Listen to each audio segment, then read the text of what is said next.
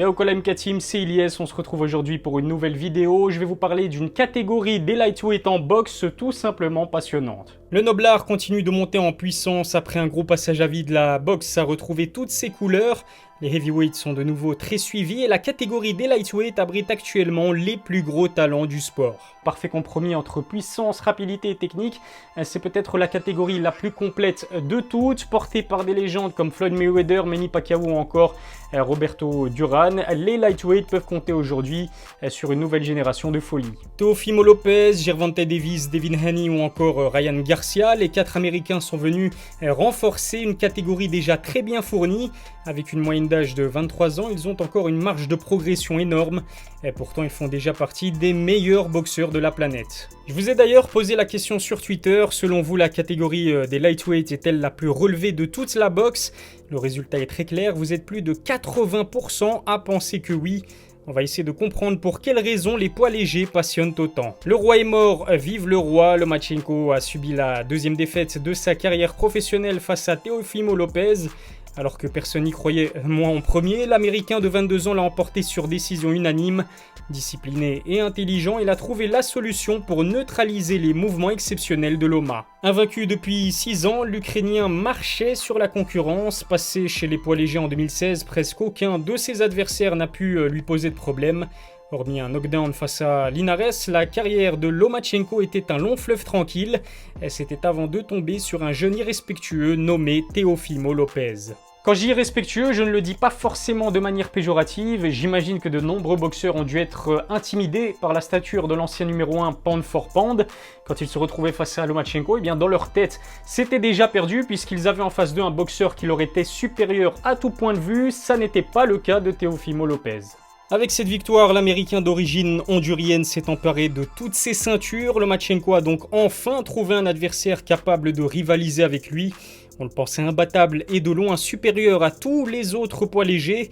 Et cette passation de pouvoir ne fait que renforcer le caractère passionnant de la catégorie. D'autant plus que Teofimo est peut-être parti pour conserver le trône chez les lightweight. Il a démontré qu'en plus d'être puissant, il pouvait adapter sa stratégie aux qualités de son adversaire. À 22 ans seulement, il n'est même pas encore arrivé au top de son potentiel.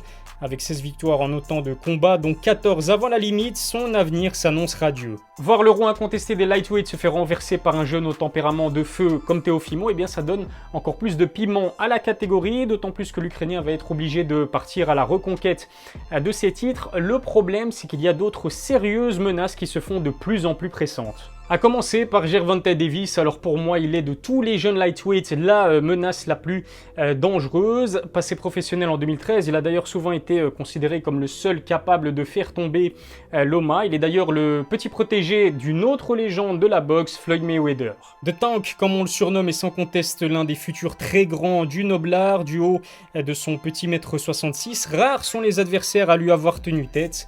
Invaincu en 24 combats, il a décroché 23 victoires avant la limite, soit un ratio de KO de plus de 95%. Parfois comparé à Mike Tyson pour ses mouvements et sa puissance, Gervonta Davis sort d'un combat remporté haut la main face au solide Santa Cruz et il ne lui a fallu que 6 rounds pour plier l'affaire. Auteur de l'un des KO les plus spectaculaires de l'année, il a prouvé qu'il était un candidat très sérieux au trône. En 39 combats, le Mexicain n'avait jamais perdu sur KO, mais l'uppercut de Gervonta Davis l'a tout simplement envoyé dans l'au-delà. Alors c'est vrai que le Tank a cette faculté de pouvoir éteindre la lumière à n'importe quel de ses adversaires. Rajoutez à cela sa confiance inébranlable et vous obtenez l'un des boxeurs les plus divertissants de la planète. Si on écarte le parcours amateur de Loma, Gervonta est le lightweight titré le plus expérimenté de tous. L'ancien super featherweight est sans pitié, il aime travailler au corps et finir ses adversaires sur KO.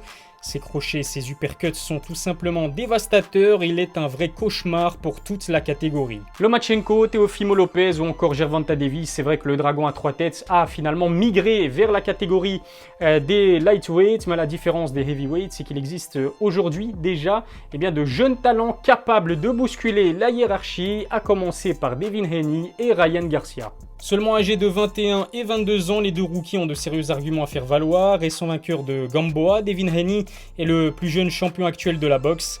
Invaincu en 26 combats, il souhaite maintenant affronter Teofimo Lopez pour une réunification des titres chez les lightweight. Champion contre champion, l'affrontement risque d'être passionnant. De son côté, Ryan Garcia continue de déchaîner les passions. Avec plus de 7 millions de followers sur Insta, il est l'un des combattants les plus populaires de la planète. C'est ce qui lui vaut d'être considéré comme largement surcoté par les puristes du sport.